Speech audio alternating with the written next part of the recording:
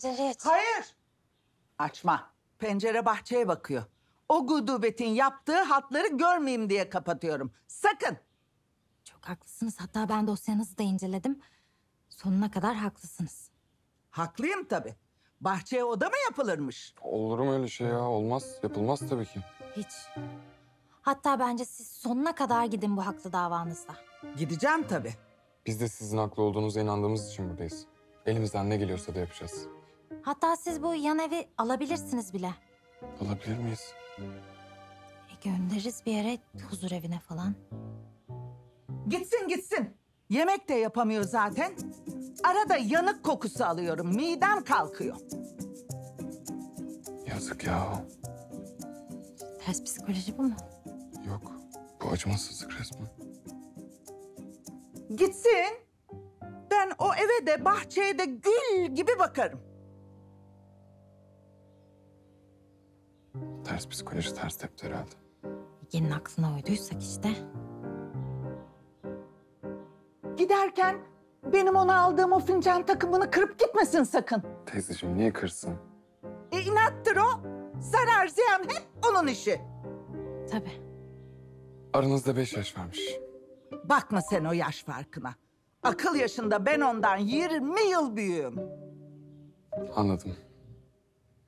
Evet. Ne yapayım duygusal bir yerden gireyim dedim olmadı. Bana bak. Siz ne konuşuyorsunuz öyle aranızda fısır fısır? Yok bir şey konuşmuyoruz teyzeciğim. Biz sizin haklı olduğunuzu anladık. Yani ben hatta hayatımda hiç bu kadar haklı birisini görmemiştim. Şimdi görmüş oldum. Çok da memnun oldum. Ama biz artık yavaştan kalkalım. Evet gidelim. Durun. Benimle bir selfie çekmeyi hak ettiniz. Tabii ki. Ver.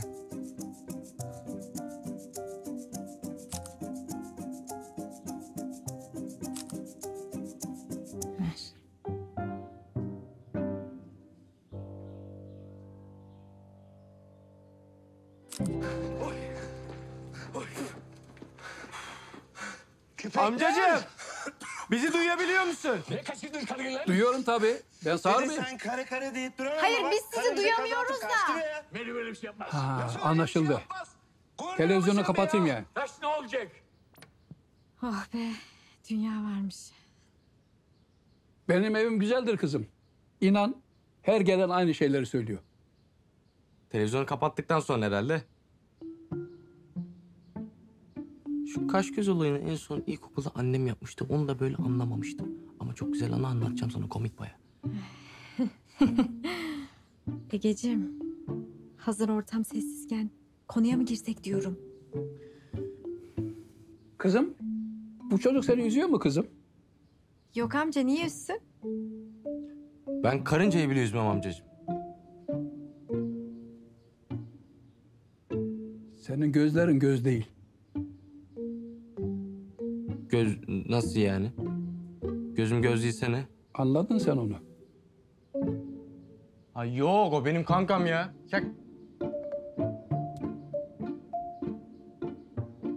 Şimdi amcacığım, biz kardeşinizle ilgili yapmış olduğunuz şikayetleri inceledik.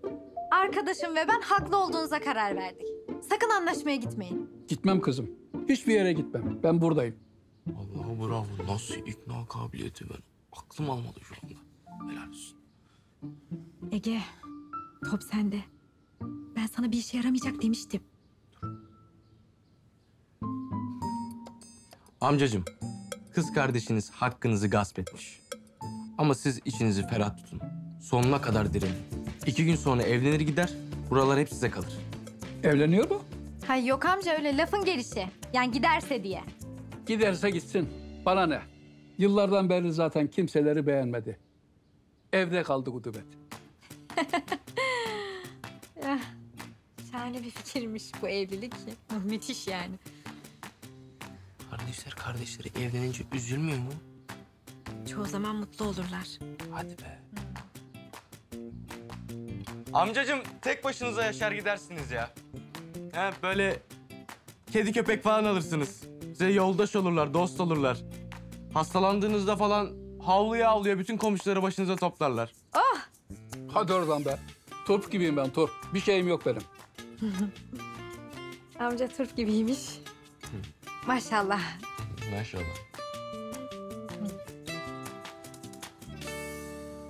Bizimkiler adamı ikna ettiyse belki kadın da ikna olabilir. Yani umarım Mert. Geliyorlar. Selam. Selam. Ne yaptınız? İkna edebildiniz mi kadını? Abisinin huzur evine gitmesine sevindi. Biz de kadını evlendiriyoruz. Değil mi Egeciğim? Vallahi niye öyle oldu anlamadım. Yaşlar yalnız kalmaktan korkmuyor muydu? Planınız işe yaramadı mı Gürbüz Bey?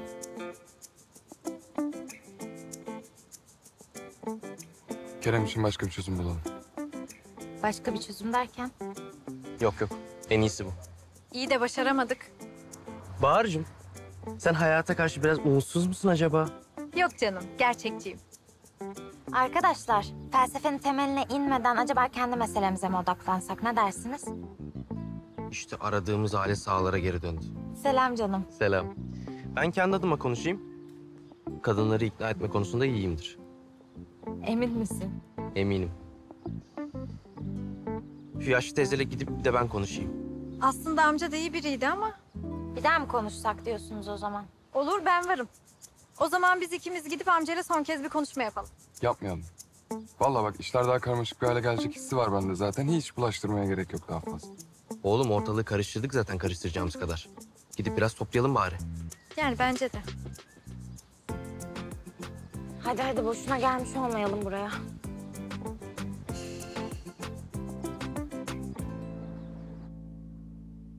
Senin çocuklar pencereden girmişler.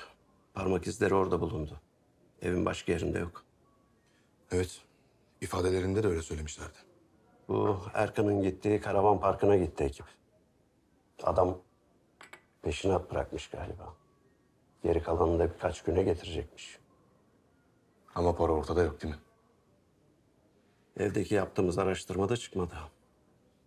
Banka hesaplarını kontrol ettik. Giriş çıkış olmamış. Telefon kayıtları. Birkaç arkadaşıyla yaptığı görüşme var. Cezaevinden çıktıktan sonra. Turgut bugün onlarla bir görüşme yapacak. Peki şu kullanat telefonlardan kullanıyorsa? Mümkün. Doğan. 5 yıl önce canını yakan adamlar. Bu Erkan Tüzün'ü ölüme götüren adamlarsa çok yaklaştık. Biliyorum. Bütün raporlar gelene kadar dosya büyük bir gizlilikle yürütülecek. Mert'le Bahar'ı uyardım. Sadece ekip arkadaşları biliyor. Birbirlerini satarlarsa Çok zor.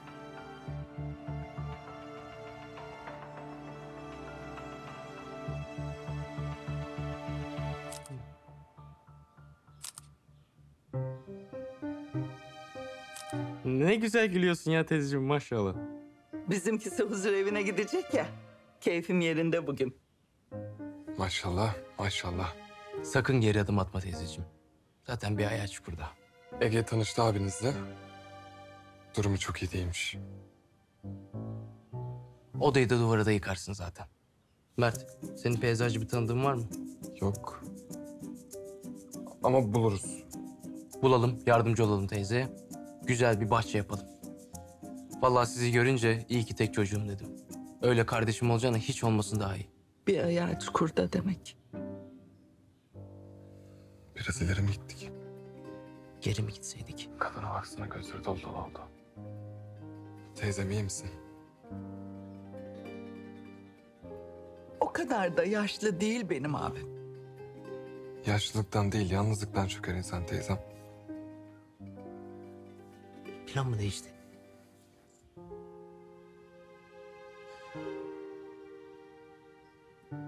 Yalnızlık zor.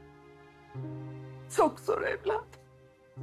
Ne güzel anılarınız vardır şimdi sizin, ha? Değil mi? Anlatırsanız dinleriz. Değil mi Ege? Anlatmazsa da zorlamayız değil mi Mert'ciğim? Gerek yok. Anlatırım. Anlatırım. Hadi kalk sen bir çay koy bize.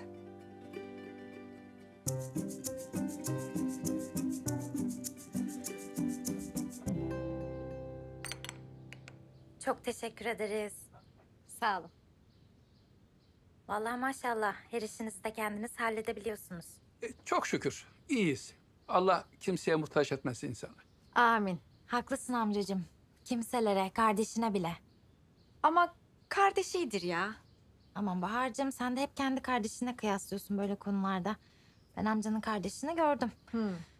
Valla ne yalan söyleyeyim cadı gibi bir kadındı. Ya aslında çok neşelidir de. Neşeli mi? Vallahi amcacığım gördüm diyorum ya az önce.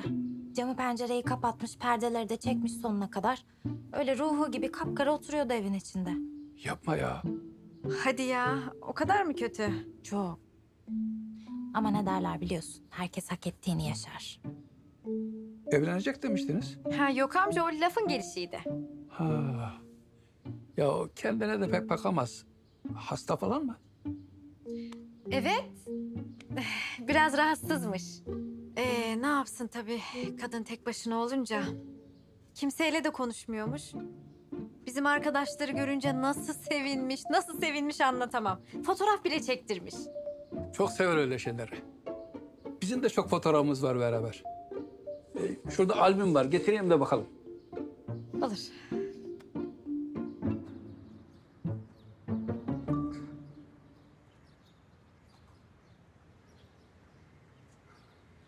Eyvallah. Banu! Banu! Banu! Baba ne oldu? Hiç heyecan yapma şimdi. Boş ver, tamam.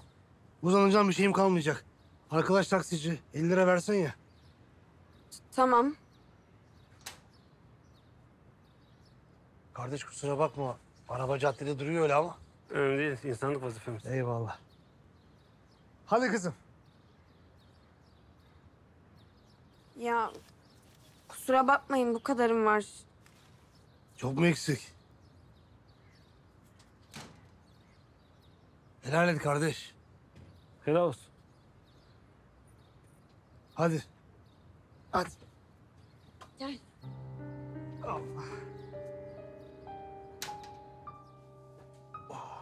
Geç otur şöyle. Gel.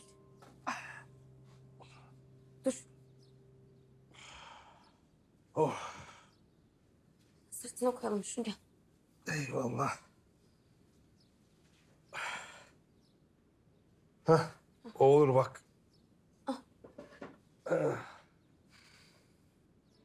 Babacığım ne yaptın sen, düştün mü? Keşke düşeydim Banu. Keşke düşeydim. Demek ki gözden düşmek böyle bir şey oluyormuş. Ablan diyordu ya hep işte. İş bak, iş bak, hadi. Hadi, hadi, iş bul. İşte o tempoda öyle. Benim eski tanış bir arkadaşım var, Muammer. Sen bilmezsin. O işte gece bekçisi bu. Bana da bir kağıda yazmıştı adresini. Babacığım Allah aşkına özet geçsen. Ne oldu sana? Kızım işte anlatıyorum, sabır olsun, dinlemiyorsun ki. Şimdi işte o inşaatın sokağına girdim.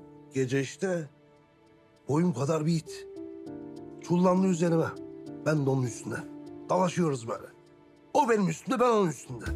En son baldırımı kaptı götürdü. Ay, acıyor mu peki?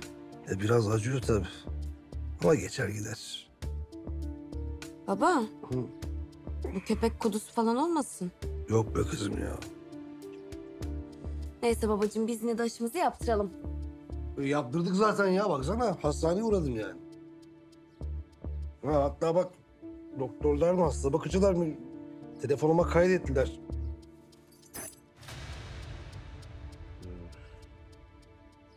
Bu da işte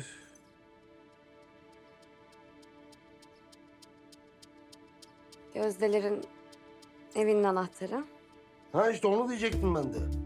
Ya benim evimin anahtarı zannetmişim, cebimde kalmış. Sen aradığında işte Tam sana dönecektim kızım. Detaylı baktım plan, cebimde unutmuşum falan diyecekken o it saldırdı. Tamam babacığım. Bulduk zaten önemli değil. Bekletme bakalım. Bakayım it neydi adı? Ha? Bekletme iti. Ya yok yarın da giderim ben.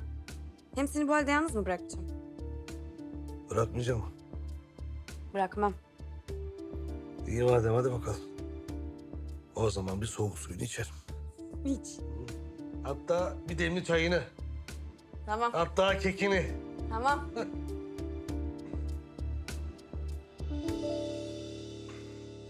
Ulan Raki. Ulan Raki.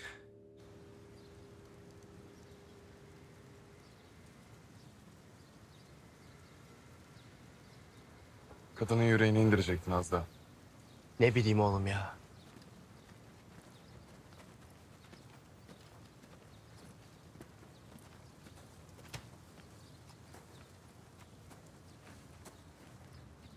Yok Hale. Sende empati yok. İkinci denemede de başarısız olduk galiba. Yani vallahi biz adamı derin buhranlara sarıp sarmaladık ama ne olur bilemiyorum. Bence en doğrusunu yaptık. Bir otursun düşünsün. Kardeş bu. Ya Bahar'cığım sen meseleyi niye bu kadar kişiselleştirdin ben onu anlamıyorum. Ben genel hatlarıyla her şeyi anlatıyorum. Görmeniz lazım sanki kendi kardeşine laf etmişim gibi bir atladı konuya. İyi oldu. Amcayı unuttuğu bir şey hatırlatmış olduk. Siz ne yaptınız? Teyze biraz ağlamaklı oldu. Olur tabii. Ama ne güzel anıları varmış. Hatırladıkça mutlu oldum. Madem çok biliyordunuz niye beni yordunuz? Ay neyse ne işte hadi gidelim. Bence de.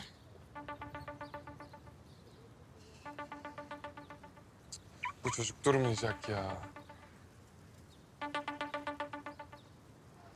Kerem değil mi? Şakallarla Baş Etme Sanatı isimli kişisel gerilim kitabımı yazacağım en sonunda. Bu çocuk bana bunu yaptıracak. Of hadi.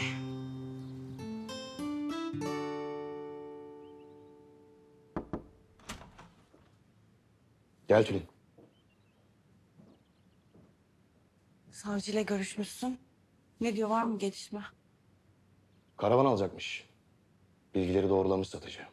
Önden biraz peşinat vermiş, gerisini de sonra ödeyecekmiş. Çantayı bulabilmişler mi? Çanta yok, banka hesapları da boş. Birinden para alıp karavan için kullanacaktı o zaman. Kimden? Neden? Cinayet dosyası açılacak, o zaman ne diyeceksin? Savcı bugün yarın iddianameyi hazırlamaya başlar. Öyle görünüyor. Adli tıptan gelecek rapora göre. Senin adli tıpta çalışan bir arkadaşın vardı. Onu mu arasak? Sakin ol Tülin. Tüm bilgileri paylaşacaklar zaten bizimle. Şimdi kimsenin içine karışmayalım. Bana mı diyorsun bunu? Aradın değil mi?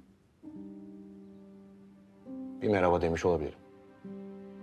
Kayıtlara geçmemiş ama darp izi yok diyor. Boğuşma olmamış yani. Ne zaman çıkarmış sonuç? Koray işi hızlandırmış. Mert ve Bahar'ın araştırmaları işe yaramış gibi. Bir teşekkür hak ettiler. Eve girmeleri fiyasko ama. Heyecanlarına ver. Bu telefona bakmam lazım. Efendim?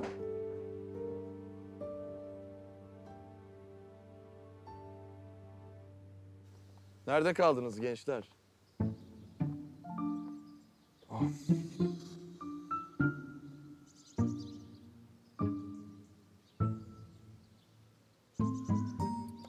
Manyak mısın oğlum sen? Bizi mi bekledin bu kadar saat? İşim gücüm yok demiştim. Değil mi? Onu anladık da böyle tepemizde gerilim vermene gerek de yok. Adrenalin iyidir. Daha hızlı karar verirsiniz. Evet, doğru söylüyor. Mesela benim adrenalinim o kadar yükseldi ki seni böyle evire çevire... Gel. İş yerindeyiz kendine gel. Çocuklar siz ne yaptınız? Az önce Mürüvvet Hanım aramış Deniz'e. Düşman kardeşleri diyorsunuz. Evet. Mürüvvet Hanım kardeşini dava etmekten vazgeçmiş. Tülin Hanım bu harika bir haber. Değil mi? Gençler bizi kendimize getirdi demiş Mürüvvet Hanım. Bravo çocuklar. Hepinizi ayrı ayrı tebrik ederim. Tülin Hanım. Bu bizim başarımız değil aslında. Nasıl yani? Mürüvvet Hanım'la kardeşini ikna eden siz değil miydiniz? Evet biz gittik. Hatta ters psikoloji fikrini uyguladık. Ama bu fikir arkadaşımız Kerem'e aitti. Estağfurullah Egeciğim. Ben sadece ufak bir katkıda bulundum. İşe yaramasına sevindim. Merhaba Tülin Hanım. Kerem ben. Kerem benim okuldan arkadaşım Tülin Hanım. Kendisi okulu dereceyle bitirmiştir. Öyle mi? Memnun oldum. Size de ayrıca teşekkür ederim o zaman. Rica ederim. Ne demek? Doğan Bey ve siz benim idolümsünüz. Aslında Kerem de burada staj yapacaktı ama olmadı. İkinci aşamada elendi. Daha ikinci aşamaya gelmeden diyelim. Doğan Bey küçük bir tatlı yüzünden beni eledi. O sen miydin? Doğan anlatmıştı. Kendisi küçük detaylara fazlaca takılır. Yo, haklıydı belki de. Ama o küçük detay benim hayatımda çok önemli bir kayba sebep oldu. Hayalimdeki iş yerinde staj yapma imkanını kaybettim. Sen bu duruma bayağı üzülmüşsün. Öyle. Günlerce uykusuz kaldım. Burada staj yapamayacaksam bir sene daha beklerim dedim. Başka bir yere de başvurmadım zaten. Sen ciddi misin? Ama böyle bir yıl kaybetmiş olacaksın. Peki. Madem senin için bu kadar önemli, yarın gel başla o zaman. Tülin Hanım gerçekten mi? Allah'ım çok mutluyum şu an. Beni işe aldığınıza pişman olmayacaksınız asla. Çok teşekkür ederim. Gerçekten çok teşekkür ederim. Rica ederim. Arkadaşlarım burada nasıl olsa. Adapte olman için yardımcı olacaklardır. Şimdi müsaadenizle.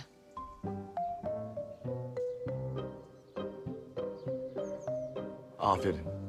Kedi ovalı bir fare tuttunuz. Bak koçum. İstediğini aldın. Tamam. Rahat bırak artık bizi. O videoyu da sil. Tülin Hanım'ı duymadınız mı? Daha işe alışmamda yardımcı olacaksınız arkadaşlarım olarak. Çattık ya. Oğlum bela mısın sen? Aynen, belayım ben. Sizin en büyük kabusunuzum. Bundan sonra ben ne dersem olacak.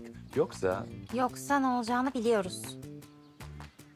Videoyu Doğan Bey'e izletirsin. Anladık. Bravo. Artık bir şey kalmadı. Yarın görüşürüz. Ha? Ay, yine içim şişti. Arkadaşlar, Doğan Bey herkes toplantı odasına bekliyor. Hadi.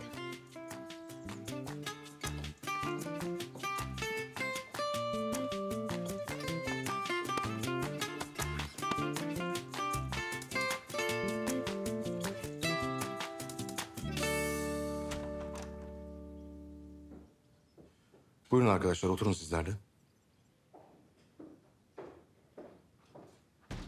Evet, stajyerlerimiz de geldiğine göre başlayabiliriz. Arkadaşlar biliyorsunuz Erkan Tüzün'ün ölümüyle ilgili araştırma seyir değiştirdi. Polis de savcı da bu olayın bir intihar değil cinayet olduğu üzerinde duruyor. Yani birileri Erkan Tüsün'ü susturmak istedi.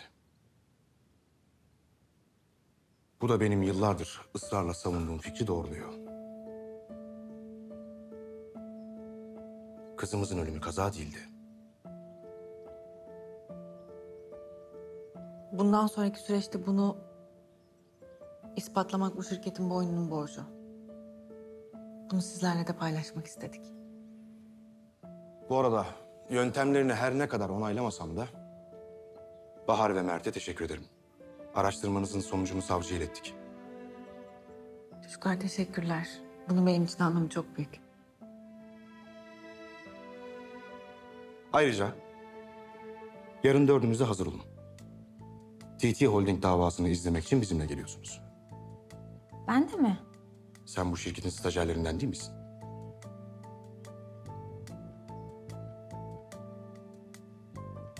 Şimdilik bu kadar. Hadi herkes işinin başına dönsün. Kolay gelsin arkadaşlar. Sağ ol.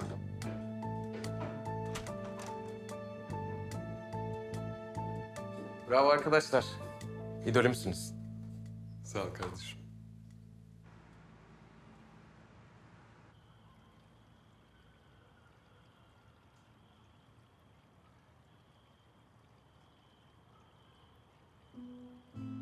Bir tane.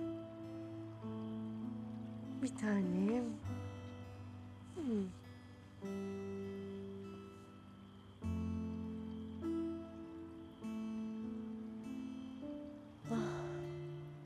Ne güzel bir akşam değil mi?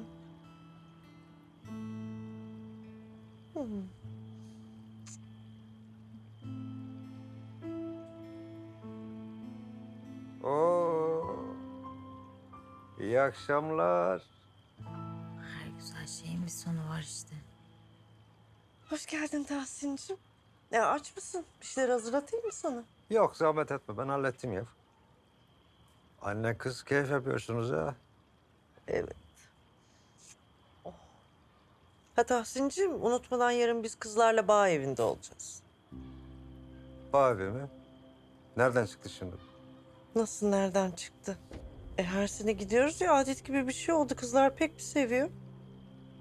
Da bu sene üzgünüm sizin için gidemeyeceksiniz çünkü bağ evinde tadilat var. Nasıl yani? Ne tadilatı bu Tahsin'cim? Bana sormadan. Ya sana sorma gereği duymadım çünkü ya geçen sene en çok banyodan şikayet eden sendin unuttun mu? Yani evet canım ama bu konuyla ilgili hiç konuşmadık. Ya bir sürpriz yapayım dedim ama işte gördüm bu bir anlamada kalmadı yani. Neyse canım biz bahçede otururuz zaten. İhtiyaç olursa da aşağıdaki lavaboyu kullanırız. Önemli değil. Ya Nurar'ım kirin pisin içinde misafir mi ağırlanır? Olmaz öyle şey ya. Senin sevdiğin Ruf var ya ben arayayım orayı oraya hazırlasın. İyi tamam bu kadar ısrar ediyorsan kızlara söylerim. Ben yatıyorum o zaman. Tamam canım. Hadi git ben de geliyorum biraz. Haydi. Benim canım. Ben yatayım artık anne. Halicim ne oldu? Az önce iyiydik. Hiçbir şey olduğu yok anne. En büyük sorun da bu ya zaten.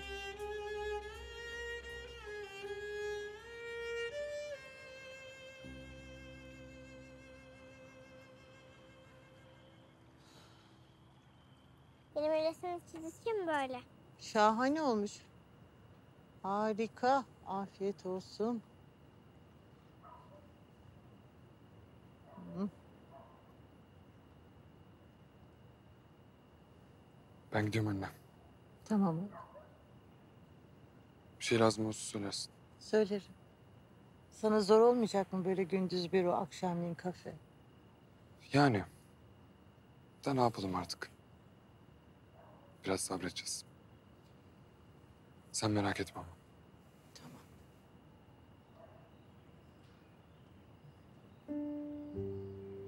Nereye gidiyorsun dayı?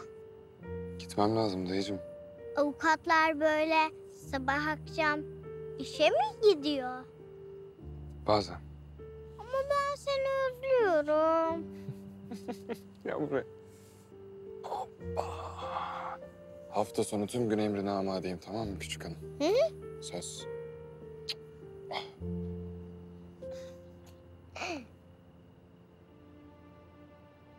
Dayı.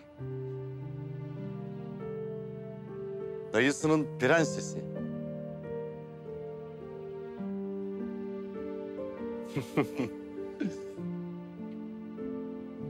Mert de çalışmaya gidiyormuş. Allah Allah ya. İşte o yüzden dayıyı fazla meşgul etmemek lazım değil mi? Hadi isteyelim. Hadi gel içeri geçelim. Kolay gelsin. Kız. Seni seviyorum de bakayım. Seni seviyorum.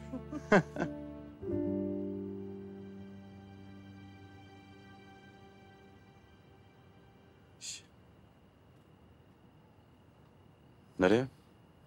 İşe. Nerede çalışıyorsun? Kafe.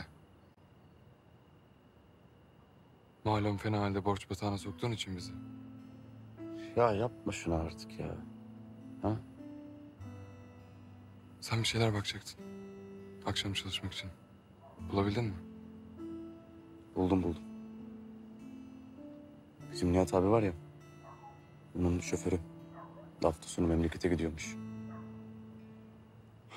Sen de geceleri çalışırsın dedi. Gelirsin yanıma. İyi.